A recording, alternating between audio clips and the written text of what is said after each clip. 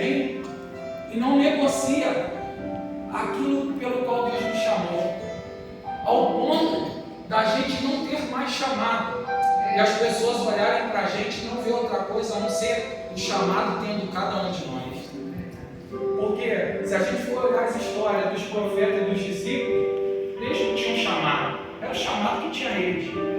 Isaías, o profeta messiânico, quando ele vê a glória de Deus sobre a vida dele e tudo que ele vai enfrentar e tudo que o céu revelou para ele, para no final, irmãos, ele se entregar ao ponto de ser cerrado ao meio. Ele tinha chamado, era o chamado que tinha ele. Os discípulos, um crucificado de cabeça para baixo, outro preso, outro. E irmãos, pasmem, Paulo, ele estava pregando, foi preso porque estava pregando, e quando saiu, continuou pregando. Ele não negociou o chamado dele, ele sabia quem ele era.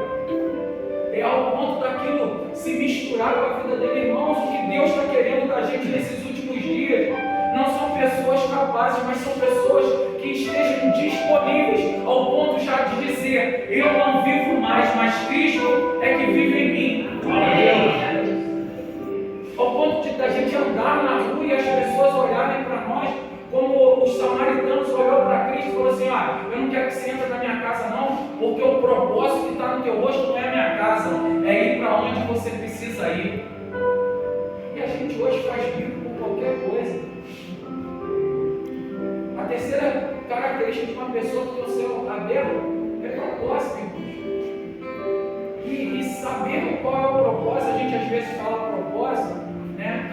Mas isso, de uma forma muito simples, é o bom motivo. É aquele motivo inegociável. É aquele motivo que está correndo no teu sangue. E qual é o motivo que nos movimenta? Qual é o motivo que nos impulsiona? Eu tenho me perguntado todo dia de manhã, eu falo: Senhor, qual vai ser o motivo que vai me impulsionar esse dia? Porque tem motivo a longo, médio, curto prazo. Mas o importante é que dentro disso tudo, a gente não perder a nossa origem, não perder a nossa identidade. E por último, o ministério. Paulo vai falar que não fica na vocação que foi chamado. Irmãos, o que eu tenho mais lidado nos dias de hoje é com pessoas que estão no lugar errado, mas tentando fazer o que é certo. Por quê? Porque ainda não descobriram qual é a sua vocação. Às vezes até por falta de instrução, né, meu pastor? Porque a gente está vendo aí como é que um servo vai guiar outro. E a gente vê que ministério parece que virou plano de carreira. Ministério, irmãos, é diferente de chamado. Ministério é o trabalho que você exerce. Agora, o chamado eu não preciso estar de microfone na mão. O chamado eu não preciso estar dentro de uma igreja. O chamado ele dorme e acorda comigo.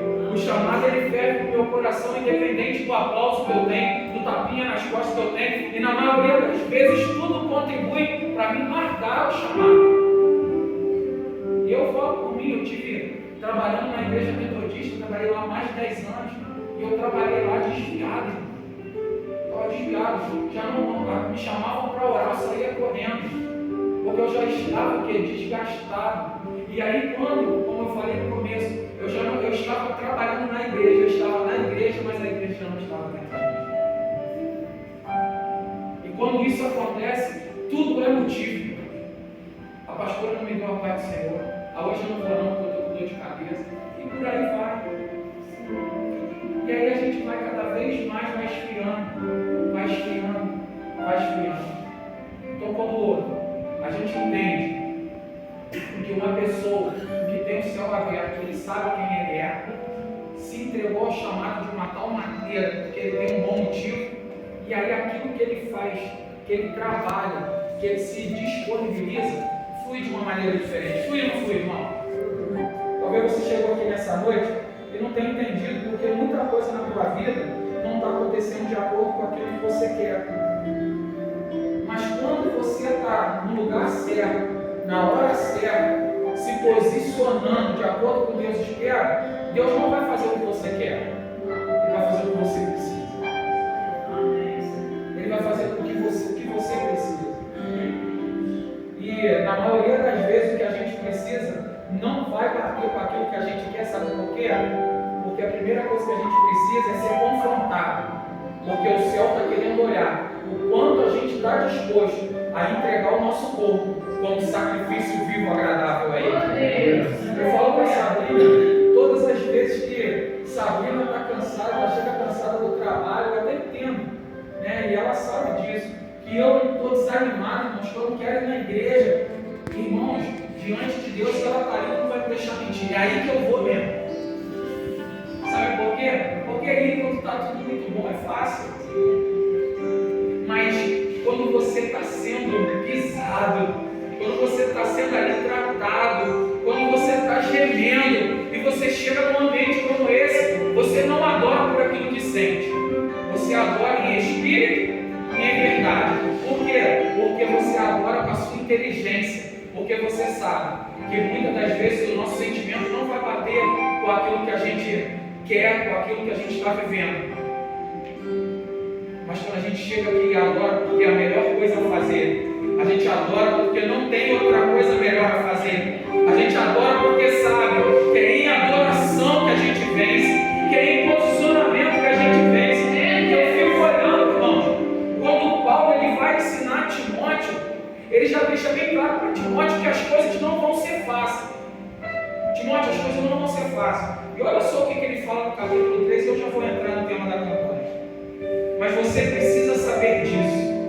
Nos últimos dias sobrevirão tempos difíceis, pois os seres humanos serão egoístas, avarentos, orgulhosos, arrogantes, blasfemadores, desobedientes aos pais, ingratos, ímpios, sem afeição natural, implacáveis, caluniadores, sem domínio de si, cruéis, inimigos do bem, traidores, atrevidos, convencidos, mais amigos dos prazeres do que amigos de Deus, tendo forma de piedade, mas negando o poder dela. Fique longe também destes, pois entre estes se encontram os que se infiltraram na casa e conseguem cativar as mulheres todas sobrecarregadas de pecados, que são levadas por todo tipo de desejo, que estão sempre aprendendo e nunca conseguem chegar ao conhecimento da verdade. E do mesmo modo, Janes e Jambres resistiram a Moisés. Também estes resistiram à verdade. São homens que têm a mente totalmente corrompida, reprovados quanto à fé. Mas estes não irão longe, porque a insensatez deles ficará evidente a todos, como também aconteceu com a insensatez de Janes e Jambres. Mas você tem seguido de perto o meu ensinamento, a minha conduta, o meu propósito, a minha fé, a minha paciência, o meu amor, a minha perseverança, as minhas perseguições e os meus sofrimentos, os quais tive de enfrentar em Antioquia, Icônio e Listra. Quantas perseguições eu sofri, Timóteo, porém o Senhor me livrou de todas elas. Na verdade, todos os que querem viver piedosamente em Cristo serão perseguidos, mas os perversos e impostores irão de mal a pior, enganando e sendo enganados. Irmãos, ele está ensinando para eles e deixando bem claro: olha, você vai lidar com tudo quanto é tipo de gente, mas aprende uma coisa: o ambiente não faz você. Fica com o que eu estou te ensinando, o ambiente não faz você, mas quando você está posicionado, quando você está com a tua identidade em evidência, você sabe para que foi chamado, você tem um propósito dentro do teu coração, como eu tenho um propósito. Meu irmão, o teu trabalho vai movimentar o ambiente. Então entenda uma coisa: Deus me trouxe aqui nessa noite para dizer para você: se posicione com a armadura que Deus colocou sobre a tua vida, porque Deus está querendo levantar pessoas de uma forma diferente, de um âmbito diferente. Não é para ser moldado pelo ambiente, não é para ser moldado pela situação, não é para ser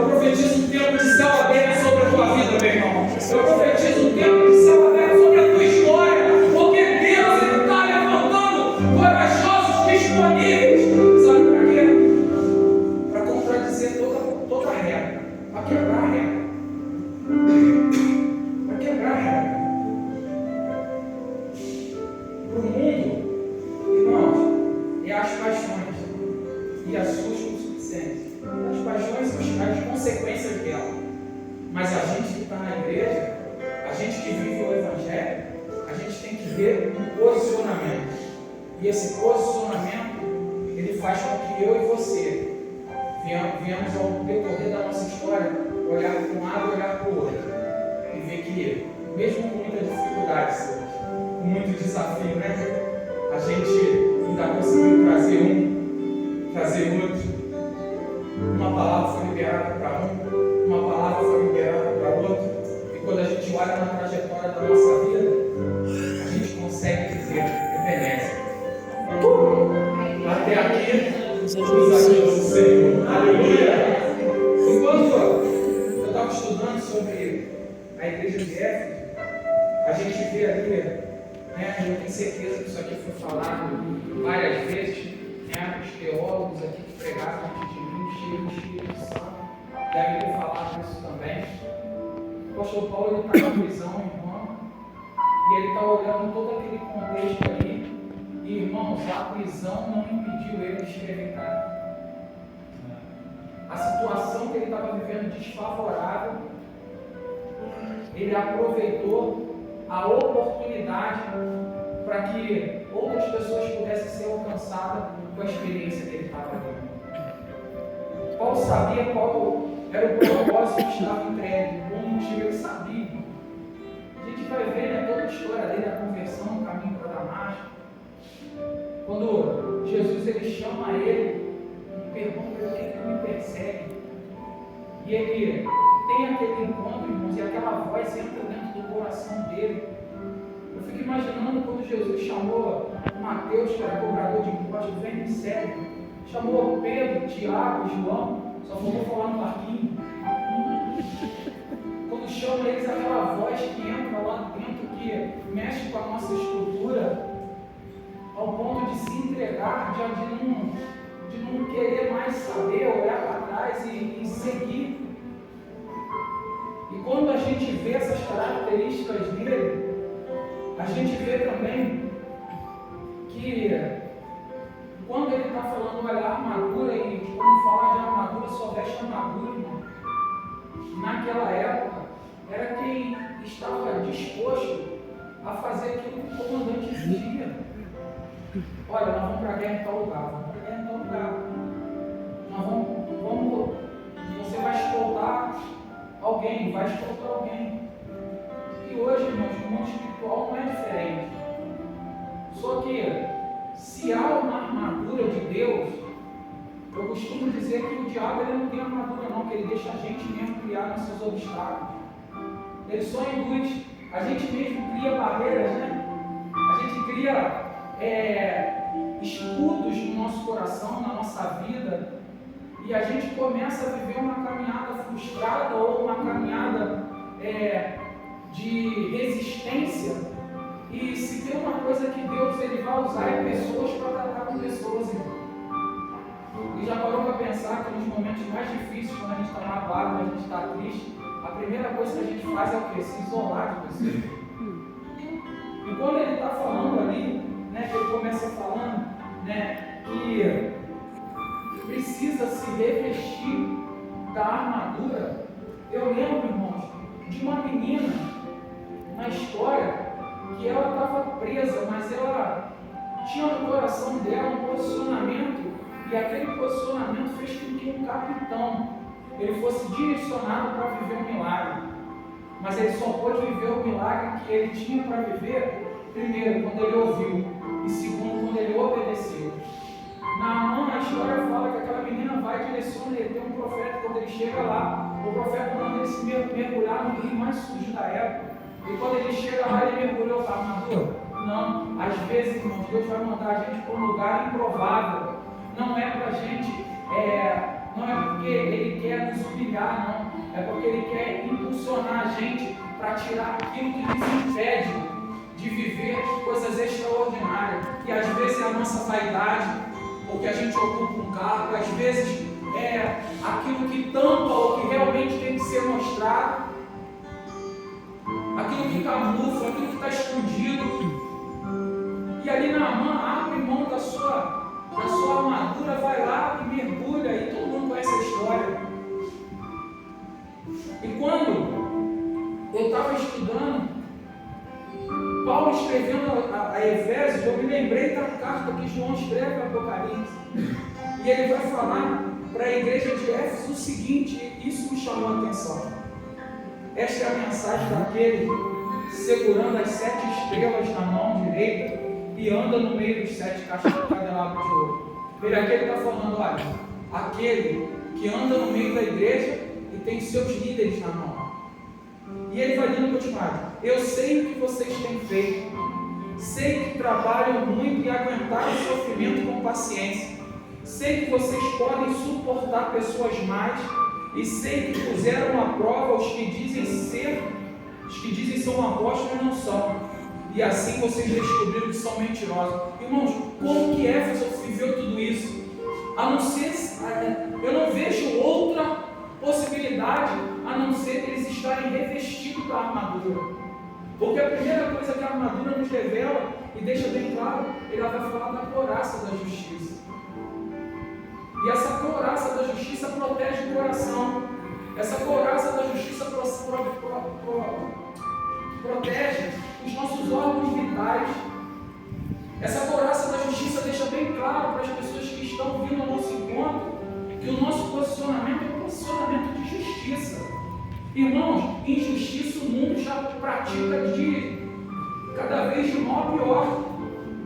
E nós, como cristãos, nós temos que andar na contramão disso tudo. Se o mundo pratica injustiça, nós temos que praticar a justiça. Jesus está ensinando no monte, no Sermão do Monte, e o versículo que mais mexe comigo não é quando o bem-aventurados que choram porque serão consolados, não, mas é quando ele fala assim, bem-aventurados misericordiosos, porque alcançarão misericórdia. Sabe o que ele está falando? Olha, na mesma medida que tu liberar a misericórdia que você vai ter. E quando a gente veste essa couraça da justiça, que a gente se posiciona de acordo com o que Paulo está falando ali, sabe o que me chama a atenção? Me chama a atenção uma pergunta que não me deixa calar nessa noite. A gente tem agido com misericórdia da mesma forma que a gente espera que haja com a gente? E aí ele vai falar, cingindo, com o cinto da verdade. Irmãos, isso também é uma coisa que nos dias de hoje, o cinto não, irmãos, ele estava ali para segurar todas as armas. E no Evangelho não tem como tu guerrear com armas se você está preso na mentira. Se a gente vive essa verdade, a verdade que nos traz sustentabilidade, porque o cinto era lá colocado para que quando ele fizesse força, hoje a gente vê aí aquela proteção, esqueci o nome, para lombar, para fazer o colete, para pegar peso. Eu fico imaginando aquele ambiente, ele está orando para o soldado e está falando, olha, vocês têm que viver pela verdade.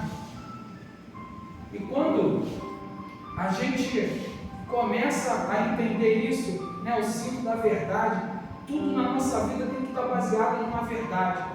Eu já falei isso aqui e às vezes quando eu tenho oportunidade eu falo também. Tem muita gente falando uma mentira várias vezes e já passou a acreditar que é uma verdade, porque uma mentira contada várias vezes, vira uma verdade, mas só precisa de uma verdade para desbancar toda a mentira. Agora, uma verdade falada na hora errada é pior que uma mentira. É pior que uma mentira. Então a nossa vida tem que estar baseada na verdade. A gente tem que estar vivendo independente daquilo que a proposta nos impulsiona, a proposta nos conduz, a proposta quer nos tirar do foco. A gente não pode deixar de fazer o que é certo. Irmãos, tem muita gente se vendendo por tão pouco. Eu fui pregar numa igreja lá em São José, aí acabamos de ministrar, fomos fazer um lanche no final do culto, aí o baterista veio falar comigo, ele veio conversar comigo, Digão, preciso conversar contigo. Eu falei, fala, pode falar. Ele, poxa, olha só, eu sou músico, tu sabe que eu sou formado, e eu estou ouvindo. Aí eu olhei para a cara do meu amigo que estava comigo, deu uma piscada de olho. Aí na hora que ele abaixou a cabeça, eu falei assim, olha, eu só esperei. Ele virou para mim e falou assim, olha, pô, eu tive uma proposta aí de tocar e eu vou ganhar muito bem, eu estou para casar. Poxa, o que tu acha disso? Aí eu cruzei os braços, aí fiquei pensando, falei assim, e agora? Eu perguntei para ele, tu quer ouvir o que você quer, mas o que você quer ouvir o que você precisa? Aí ele, não, o que eu preciso. Aí eu falei, tu vai continuar sendo meu amigo? Ou o que eu falar, a gente vai perder a amizade? Porque isso, até mesmo o que eu vou falar agora é o teu pastor que tinha que estar falando. Tu já falou para ele? Ele não. Então eu falei, pelo amor de Deus, vai falar com ele? Vai falar com ele? Ele, não, mas eu quero a tua opinião. Eu falei, tu quer a minha opinião? Eu falei, cara, primeiro, deixa eu te fazer uma pergunta. Você indo lá tocar para eles, irmãos, eu estou falando da minha experiência pessoal, tá? Estou falando, eu tive uma experiência, eu vou chegar onde eu estou querendo para terminar. Eu falei para ele, pode uma fonte jorrar 2 tipos de água? Aí ele, mas eu já sei onde tu está querendo chegar, eu vou evangelizar. Eu falei, tu não vai. Um graveto fora da fogueira, ele se apaga. Ele vai se apagar. Aí eu perguntei para ele, agora, para resumir, deixa eu te fazer uma pergunta. Eu acho que você não tinha que estar perguntando para mim. Você tinha que estar perguntando para Deus. Você ir tocar lá, e no domingo à noite vir tocar dentro da igreja, isso vai produzir agora para o nome do Senhor? Isso vai produzir agora para o nome do Senhor? Eu falei para ele, rapaz, você me acompanha já não é de hoje. E o tema do meu ministério é: quem abandona o propósito repete o processo. A proposta vem todo dia de manhã para te tirar do propósito, porque quando você se pegar lá no fundo do poço, ainda tá bom, melhor é quando tu vai só caindo, um abismo puxando o outro. E o trecho que você percorre é muito longo para fazer o trecho de volta. E aí só tem uma forma de você fazer, olhando para cima. E aí você vai descobrir que tudo que você recebeu só atrasou a tua vida para tu repetir todo o processo de novo. Sabe o que aconteceu com ele? Ele não fez nada daquilo que a gente falou. Estava parado com o carro na porta da igreja, domingo à noite, veio um cara com o carro desgovernado e ele, bum, bateu no carro dele. Sabe o que aconteceu? Não conseguiu casar, não tem mais o carro, e ainda, todas as vezes que toca na igreja, ele sente que aquela unção que ele tinha antes não tem mais. Sabe o que está acontecendo com ele? Agora ele precisa repetir o processo, precisa fazer o caminho de volta. Por quê? Porque ele negociou a verdade. Irmãos, aconteça o que acontecer, fica na verdade, fala a verdade, ainda que a verdade te doa, ainda que a verdade machuca, ainda que a verdade nos deixe sozinhos, ainda que a verdade nos afaste de pessoas, a gente sabe que pela verdade, irmãos, vale a pena. Porque muitas das vezes, na verdade, a gente vai pensar que aquele sofrimento é para nos matar, mas não é para nos matar. Aquele sofrimento, na verdade, sabe o que é? É ferramenta de trabalho na mão do Senhor para nos impulsionar para um propósito, porque a gente está posicionado e arrastando pessoas com a gente através disso. E aí ele fala, depois Paulo vai falar, olha, colocando, calçando os sapatos para a prontidão do Evangelho da Paz. E nesse percurso todo, irmãos, nessa história toda, o que a gente está levando?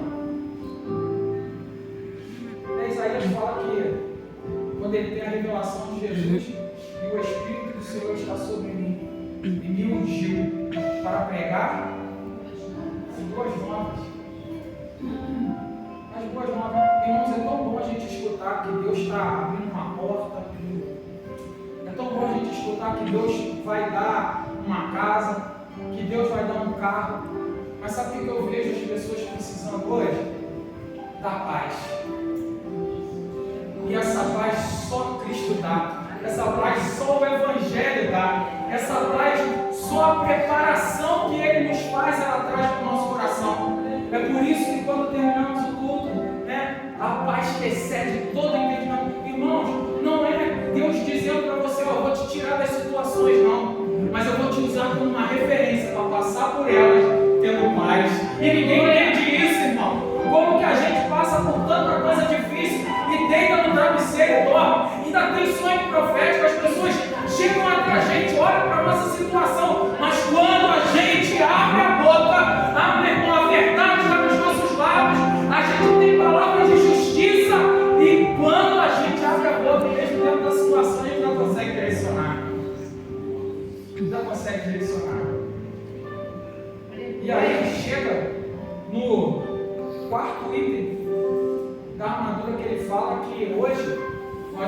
a fé só para conquistar.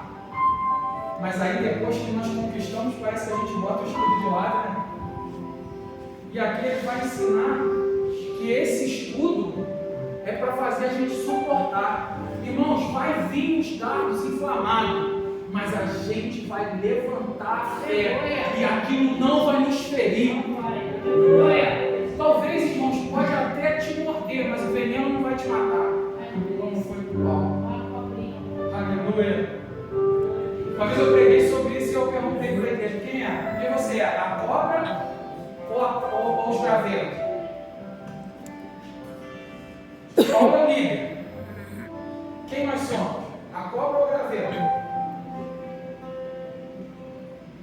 E a gente suportar. Irmãos, quando ele fala que é para proteger dos dardos inflamados, não está dizendo que a gente não vai suportar, que a gente não vai receber o tranco, não. O tranco vai vir. Mas é a fé que vai fazer a gente suportar. A palavra fala: resistir o diabo, aquele que permanecer, suportar vai estar sempre falando de resistir, de suportar, de permanecer, de segurar o tranco. Irmãos, como tem crente, me desculpa a expressão aqui, Nutella nos dias de hoje. Nutella é gostoso? Como tem que na primeira luta, no primeiro desafio, no primeiro obstáculo, olha, irmãos, o que eu mais recebi nesses últimos 6 meses foi notícia ruim. Misericórdia. O que eu mais recebi foi notícia ruim. Estudando sobre isso. E aí eu vejo a campanha. O desafio aqui é suportar. A última agora foi indo a Juiz de Fora. Eu comecei a falar com Deus. Eu falei: Senhor, me ajuda. E eu estava dentro do carro. Já era 2h pouca da manhã, eu indo para Juiz de Fora. Tinha que fazer um exame às 6 horas. E aí o farol do carro pifou. Era um carro que já foi meu, o pastor amigo meu comprou. E aí eu lembrei. Aí eu ia encostar o carro, Deus falou assim: não encosta não. Agora quem vai falar contigo sou eu. Mas ó, deu uns 40 minutos falando com Deus. Falando, perguntando por quê? E eu falando: poxa, tá assim traçado. E a maioria das vezes que eu converso com Deus e as mensagens mais importantes da minha vida, me deu o volante do carro. Porque eu só vou para longe. E aí eu contei isso no ensino. Sabe o que Deus falou comigo? Falou assim: ó, tem momentos da tua vida que eu não vou fazer o dia amanhecer. Sabe por quê? Porque o ambiente que você está em mim, tu já tem a luz necessária para iluminar a estrada. Tu já tem a luz necessária para iluminar a estrada. Eu já tinha o farol. A gente já tem a palavra, irmão. E às vezes a gente está pedindo para Deus falar com a gente aquilo que Ele já falou. Para Deus dar uma palavra para a gente naquilo que Ele já deu. Está aqui, ó, a maior profecia da história. Está aqui, ó.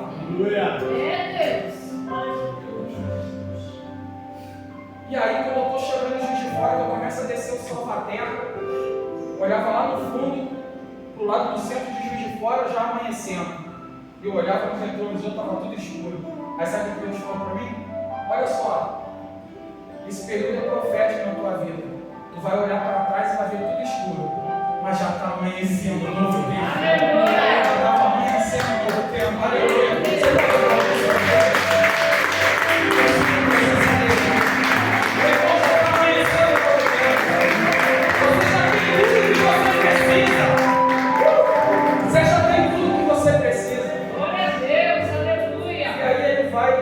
Termina dizendo com o capacete da salvação. Quando ele fala do capacete da salvação, ele está falando que a gente precisa proteger a nossa mente.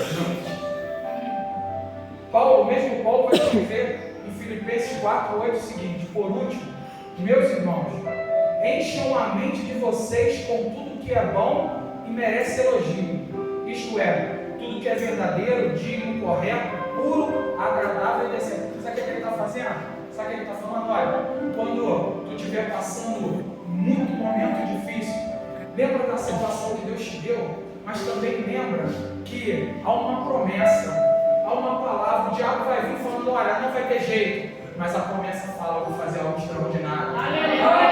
As situações vão vir falando: tu vai morrer, mas aí tu vai lembrar, a palavra diz que minha leve e momentânea fraqueza vai produzir um peso de glória.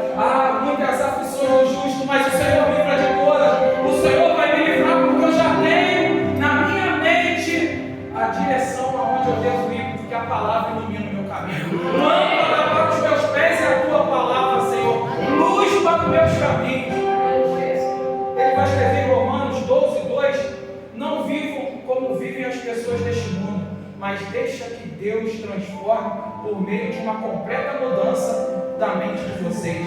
Assim vocês conhecerão a vontade de Deus, isto é, aquilo que é bom, aquilo que é perfeito, aquilo que é agradável. Meu irmão, a tua história não vai acabar assim.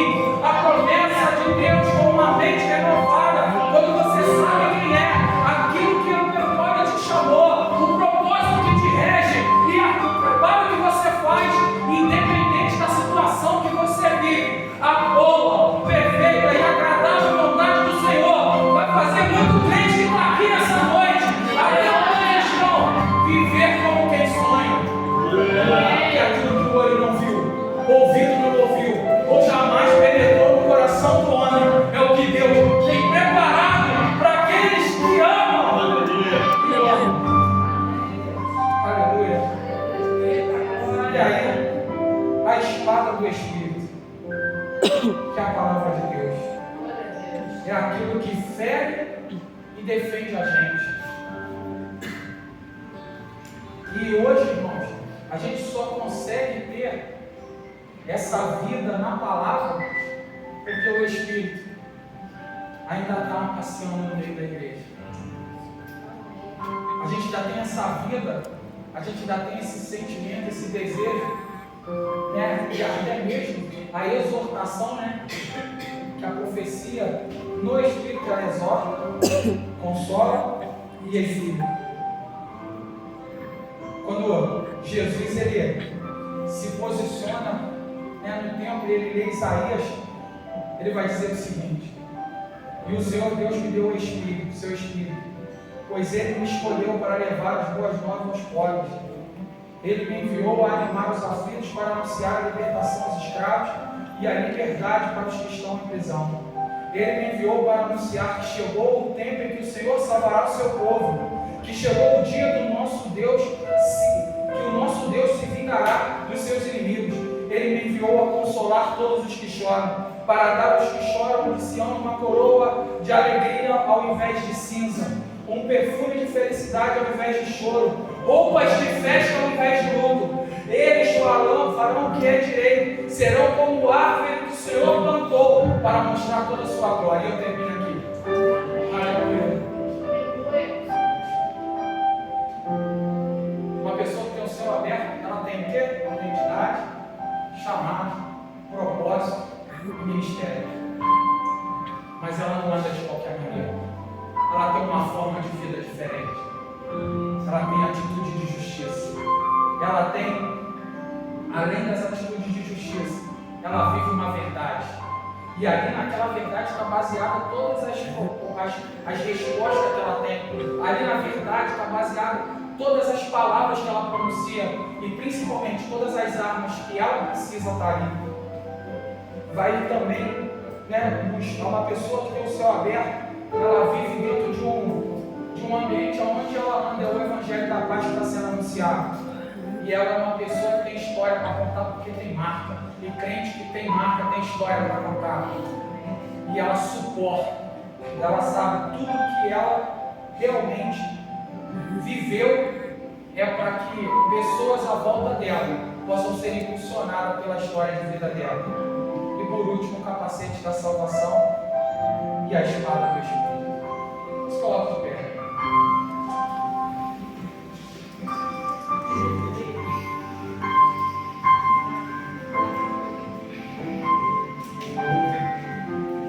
Eu não sei como você chegou aqui,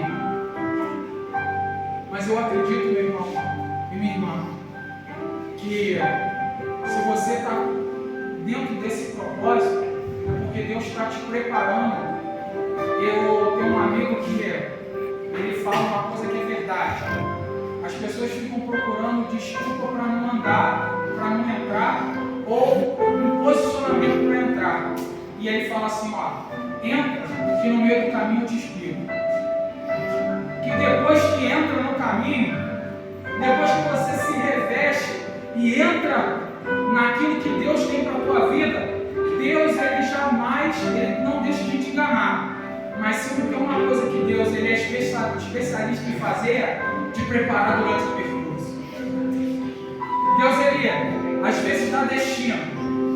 mas às vezes também Ele mostra para a gente onde a gente não deve ficar. Para Abraão, Ele virou e falou: sai do meio da tua parentela. Ele não mostrou para onde ele tinha que ir. Ele falou que te mostrarei. Ele só queria saber se Abraão estava disposto a sair da onde ele tinha que sair para seguir o caminho. Agora, por outro lado, ele vira para os seus discípulos e fala assim: entra no barco e vai para o outro lado. Se os discípulos soubessem o que ia acontecer no meio do caminho, eles tinham entrado no barco? Não. Sabe qual é o nosso maior problema? A gente ouve, mas não obedece. E quando a gente ouve e obedece, irmãos, a gente vai descobrindo em Jesus, a olhar para dentro de nós. E cada vez que a gente olha para dentro de nós, a gente vê a nossa fraqueza. Mas com Jesus Ele fala: quanto mais tu me mostra a tua fraqueza, mais